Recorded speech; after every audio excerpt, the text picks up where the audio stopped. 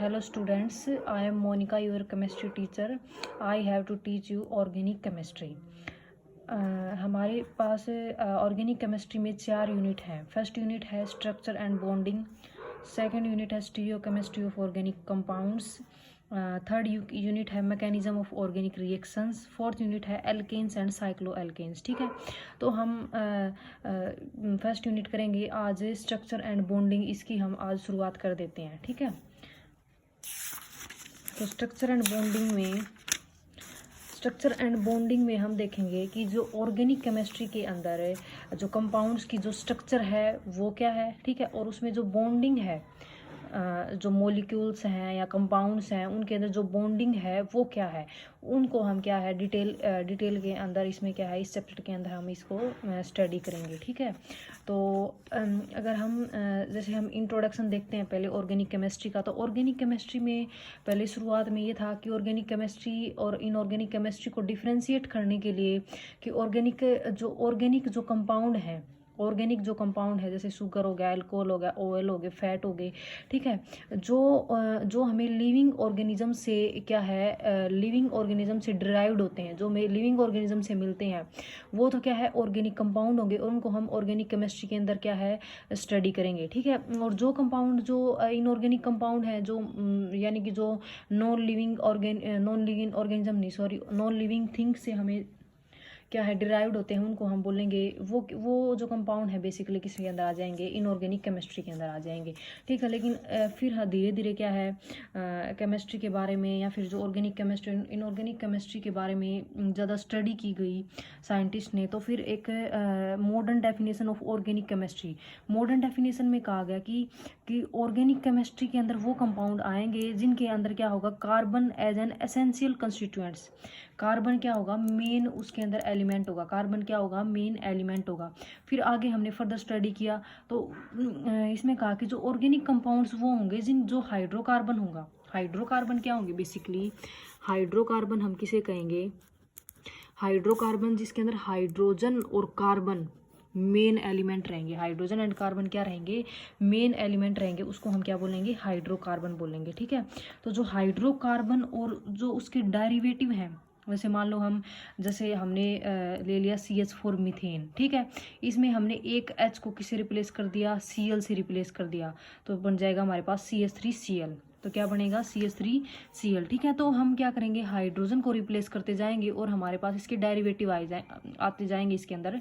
ठीक है, जैसे हमने 2 हाइड्रोजन को रिप्लेस कर दिया तो Cl2 बन जाएगा, CH2F2 बन जाएगा. जो भी हम इससे क्या है बेसिकली रिप्लेस करेंगे हाइड्रोजन को जिस भी एलिमेंट से रिप्लेस करेंगे तो वो क्या होंगे हाइड्रोकार्बन के क्या होंगे डेरिवेटिव होंगे. तो chemistry of hydrocarbon and their derivative उसको हम क्या बोलेंगे बेसिकली ऑर्गेनिक केमिस्ट्री के अंदर ऐसे कंपाउंड की हम क्या करेंगे स्टडी करेंगे. ठीक है, अब हम इसके अंदर मेन जो हमारे टॉपिक की जो बेसिकली जो हमारे सिलेबस के अंदर है वो हमारा जो फर्स्ट जो टॉपिक है वो है localized and delocalized chemical bond. Localized chemical bond पहले हम देखेंगे, उसके बाद देखेंगे delocalized chemical bond. Localized chemical bond कौन से होंगे, जैसे हमने एक ये हाइड्रोजन का आइटम है, ये दूसरे हाइड्रोजन का आइटम है, इन दोनों ने मिलकर क्या बना लिया H2, ये क्या है हाइड्रोजन का मॉलिक्यूल बन गया. ठीक है, तो क्या है एटॉमिक ऑर्बिटल मिलके क्या बनाते हैं मोलिकुलर ऑर्बिटल की क्या है फॉर्मेशन करते हैं. ठीक है, तो इसमें हमें क्या है बेसिकली जैसे हमने ये ले लिया हाइड्रोजन और हाइड्रोजन के बीच में बॉन्ड की फॉर्मेशन होगी, इस बॉन्ड को हम लोकलाइज्ड सिग्मा बॉन्ड बोलेंगे. लोकलाइज्ड सिग्मा बॉन्ड इसको हम क्यों बोलेंगे कि इसमें जो दोनों हाइड्रोजन के इस एक हाइड्रोजन का इसका इलेक्ट्रॉन सेकेंड हाइड्रोजन का इलेक्ट्रॉन और ये क्या है दोनों एक बॉन्ड की फॉर्मेशन कर लेते हैं. तो मतलब एक बॉन्ड को बनाने के लिए 2 इलेक्ट्रॉन की जरूरत होती है. ठीक है, तो दोनों इलेक्ट्रॉन क्या है, ये दोनों इलेक्ट्रॉन इस बॉन्ड के दोनों इलेक्ट्रॉन इन दोनों हाइड्रोजन के बीच में, इन दोनों एटम के बीच में, सिर्फ 2 एटम के बीच में कॉन्सेंट्रेटेड रहते हैं. ठीक है, तो इसको हम बोलेंगे लोकलाइज्ड केमिकल बॉन्ड. जैसे हमने localised chemical bond we defined as the bond whose electron is greatly concentrated in the region between the 2 nuclei. सिर्फ 2 न्यूक्लियस के बीच में कॉन्सेंट्रेटेड रहते हैं. अगर किसी भी बॉन्ड के दोनों इलेक्ट्रॉन, ठीक है, तो 2 न्यूक्लियाई मतलब 2 एटम, ठीक है, उनके बीच में अगर कंसंट्रेटेड रहते तो उसको हम बोलेंगे लोकलाइज्ड बॉन्ड। ठीक है, इसको हम बोलेंगे लोकलाइज्ड पाई बॉन्ड। एक सिग्मा बॉन्ड, दूसरा क्या है, पाई बॉन्ड है।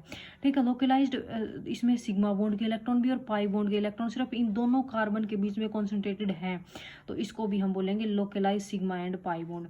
अब ये बॉन्ड लगा लो, चाहे ये बॉन्ड हो या फिर ये सिग्मा बॉन्ड हो, ये सिग्मा बॉन्ड और पाई बॉन्ड हो, सारे क्या है, localized sigma and pi bond है। क्योंकि इसमें जिन दोनों एटम के बीच में बॉन्ड की फॉर्मेशन होती है, ठीक है, तो उस बॉन्ड के इलेक्ट्रॉन सिर्फ उन दोनों एटम तक ही सीमित रहते हैं। किसी तीसरे चौथे या कोई भी जो अदर एलिमेंट है या जो अदर एटम है उसमें क्या है, डिलोकलाइजेशन इलेक्ट्रॉन की नहीं होती है, तो इसको हम बोलेंगे localised chemical bond.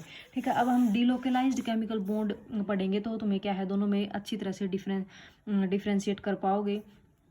Delocalised chemical bond, ठीक है, एक होते हैं अगर मान लो sigma and pi bond, sigma and pi bond, CH2 double bond CH double bond CH2, ये क्या है 1,3 ब्यूटा डाइइन, इसको हम बोलेंगे 1,3 ब्यूटा डाइइन। ठीक है, 1,3 ब्यूटा डाइइन है, तो इसमें ये क्या है, डबल सिंगल डबल, मतलब अल्टरनेट पोजीशन पे है। डबल बॉन्ड है, फिर सिंगल बॉन्ड है, फिर डबल बॉन्ड है, मतलब अल्टरनेट पोजीशन पे क्या है, डबल एंड सिंगल बॉन्ड है, डबल सिंगल डबल। ये 1,3 ब्यूटाडाइन का एग्जांपल लिया है। ऐसे हमने अगर हम ये एग्जांपल देखें 1,3 पेंटाडाइन का, इसमें देखो डबल, फिर सिंगल, फिर डबल नहीं आया, मतलब क्या है, इसमें डबल और सिंगल बॉन्ड अल्टरनेट पोजीशन पे नहीं है, तो इसको तो हम बोलेंगे आइसोलेटेड डबल बॉन्ड, और इसको हम बोलेंगे conjugated double bond. Conjugated double bond मतलब जो डबल बॉन्ड है वो सिंगल बॉन्ड के साथ कंजुगेशन में है, अल्टरनेट पोजीशन पे है, तो इसको हम बोलेंगे कंजुगेटेड डबल बॉन्ड, और इसको हम बोलेंगे आइसोलेटेड, क्योंकि ये डबल बॉन्ड सिंगल बॉन्ड के साथ कंजुगेशन में नहीं है। ठीक है, तो इसको ये हो गया कंजुगेटेड डबल बॉन्ड, और ये क्या है, नॉन कंजुगेटेड या आइसोलेटेड डबल और सिंगल बॉन्ड। ठीक है, तो इसमें क्या है, बेसिकली जो डिलोकलाइजेशन होगी वो कौन से कंपाउंड्स के बीच में होंगी, जिसके अंदर डबल और सिंगल बॉन्ड क्या हो, अल्टरनेट पोजीशन पे हो, मतलब कंजुगेशन में हो। जैसे हम इसमें देखें, जैसे हमने जैसे पी ऑर्बिटल लिया है, CH2 CH, ये 1,3 ब्यूटाडाइन का एग्जांपल लिया है। ठीक है, ये पी ऑर्बिटल है, तो पी ऑर्बिटल की ओवरलैपिंग से तुम्हें पता है कि पाई बॉन्ड की फॉर्मेशन या पाई बॉन्ड की फॉर्मेशन होगी। ठीक है, तो हम ये क्या है, देखो ये पी ऑर्बिटल की साइड वाइज ओवरलैपिंग दिखाई, पी ऑर्बिटल की साइड वाइज ओवरलैपिंग दिखाई है, और इसमें क्या है, बेसिकली ये देखो, ये हम देखते हैं यहाँ पे, जैसे देखें CH2 CH CH CH2। ठीक है, तो सभी कार्बन पे क्या है, एक एक पी ऑर्बिटल है,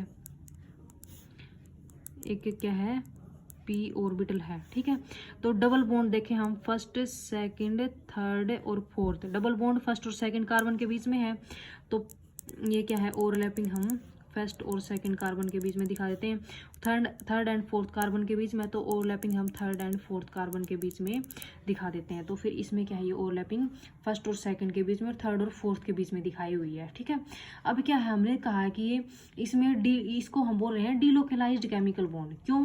क्योंकि इसमें देखो डबल बॉन्ड को अगर हम इस डबल बॉन्ड को हम यहाँ पे शिफ्ट करें और इस डबल बॉन्ड को हम यहाँ पे शिफ्ट करें, तो हमारे पास स्ट्रक्चर कौन सी बनेगी, CH2, यहाँ पे पॉजिटिव आएगा, यहाँ पे single CH double bond CH2, यहाँ पे क्या आएगा, नेगेटिव आएगा।